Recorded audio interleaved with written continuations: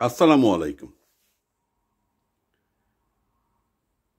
আজকে আমি জানি কারো মন ভালো নেই, কারণ আমাদের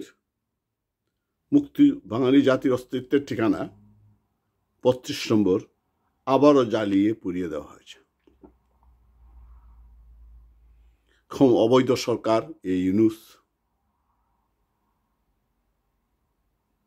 মুক্তিযুদ্ধ বিরোধী শক্তির মাধ্যমে ক্ষমতায় এসে আমাদের মুক্তিযুদ্ধের সব স্মৃতি মুছে দিতে চায়।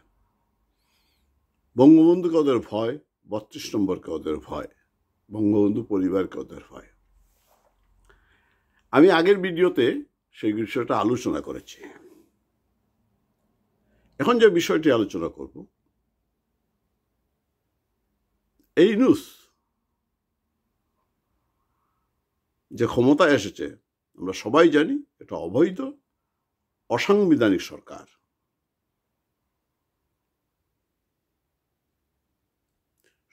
সুপ্রিম কোর্টের রেফারেন্সের নামে সুপ্রিম কি বলেছিল, এই সময়ে জরুরি সময়ে একটি অন্তর্বর্তী সরকার গঠন করা যেতে পারে সেনাবাহিনীর মাধ্যমে, জোর করে রাষ্ট্রপতিকে দিয়ে শপথ করিয়ে এই সরকার ক্ষমতায় এসেছে, যা অত্যন্ত সংবিধান লঙ্ঘন করা হয়েছে। সংবিধান কিন্তু বাতিল করা হয়নি, সংবিধান বহাল রেখে এই সংবিধানের অধীনে শপথ নিয়ে সংবিধান লঙ্ঘন করেছে, যার সর্বোচ্চ শাস্তি ফাঁসি। সংবিধানে প্রথমত প্রধানমন্ত্রী শেখ হাসিনা পদত্যাগ করেননি, তিনি বলেছেন, এবং কোথাও ওনার পদত্যাগপত্র পাওয়া যায়নি। তিনি এখনো বাংলাদেশের প্রধানমন্ত্রী, তাকে জোর করে দেশ থেকে বাধ্য করা হয়েছে। নতুবা তার জীবন হয়তো না, তার বোনের, তার পরিবার সদস্যদের, যারা ৭৫-এর 15ই আগস্ট হত্যার শিকার হননি, এরপরে যাদের জন্ম হয়েছে তারা আজকে হত্যার শিকার হতেন। আমরা আবারও অভিভাবক হতাম, আমাদের অভিভাবক শূন্য হয়ে যেতাম। সেই দিক থেকে দেশ ত্যাগ করা ছাড়া কোনো গত্যন্তর ছিল না।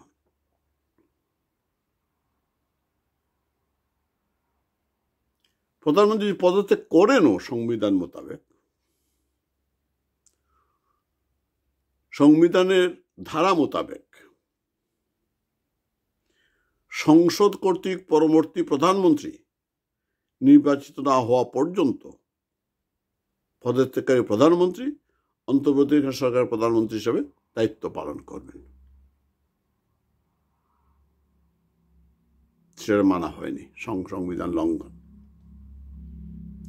সংবিধানে লেখা আছে প্রধানমন্ত্রীর অনুরোধ ছাড়া রাষ্ট্রপতি সংসদ বাতিল করতে পারেন না। আরেকটি ধারা আছে, নির্বাচনের 90 দিন আগে অথবা 90 দিন পর পর্যন্ত সংসদ বহাল থাকবে।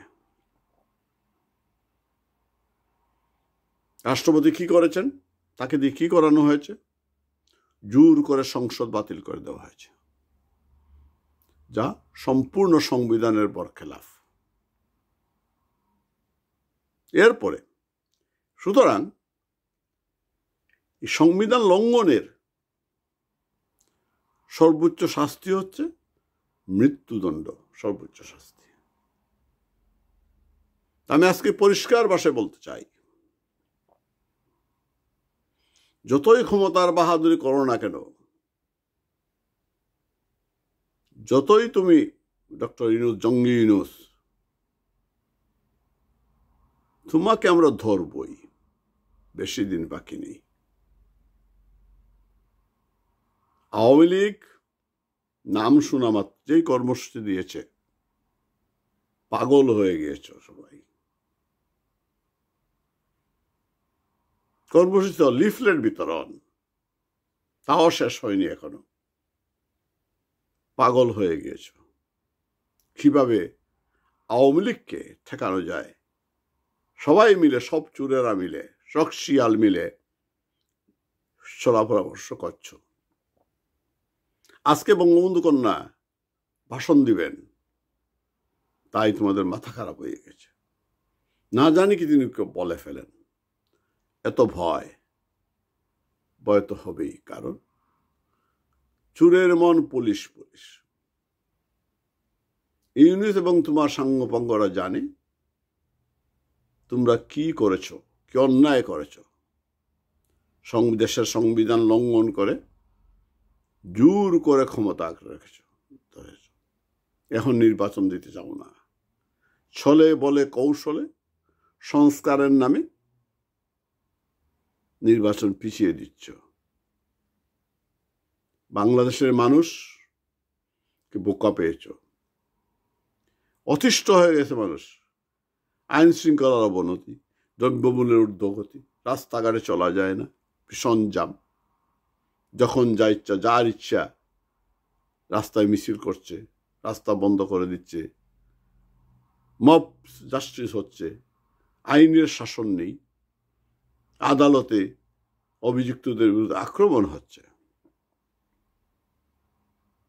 দেশার অর্থনৈতিকভাবে অত্যন্ত নাজুক অবস্থায় আছে। একটি সাজানো কুজানো দেশকে, একটা উন্নয়নশীল দেশকে ধ্বংস করে দিয়েছ।